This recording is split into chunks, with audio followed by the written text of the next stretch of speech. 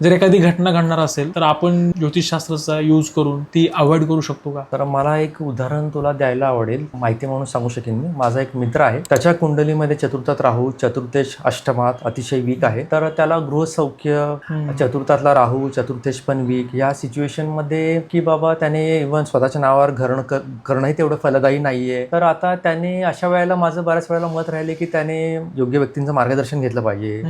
फक्त भावनेच्या आहारी जाऊन ते व्यवहार करू नयेत. आता या माणसाने त्याच्या विचारावर आणि गोष्टींवर योग्य व्यक्तीचं मार्गदर्शन न घेता व्यवहार केला, पण ते करताना त्याने मुहूर्त बघितला. उदाहरणार्थ की एखाद्या गोष्टीचा आरंभ चांगल्या वेळेला हवा, त्याला फक्त लिमिटेड मदत मिळू शकेल. काही दिवस ते थोडं बरं चालेल, पण नंतर त्याच्या कर्माप्रमाणे किंवा कुंडलीप्रमाणे जे योग आहेत तेच एक्झिक्यूट होणार आहेत. तर त्याच्यामुळे मुहूर्त बघणे हे फलदायी आहे, पण आपल्या जे कुंडलीमध्ये आहे किंवा आपल्या जो कर्माचा भाग आहे आणि जोपर्यंत आपण त्याच्यावर व्यवस्थित काम करत नाही तोपर्यंत त्याच्यामध्ये मोठ्या प्रमाणामध्ये सुधारणा होणं शक्य नाहीये. तर मुहूर्त बघणे हे थोड्या अंशी मदतकारक ठरू शकेल, पण it cannot change the course of the action.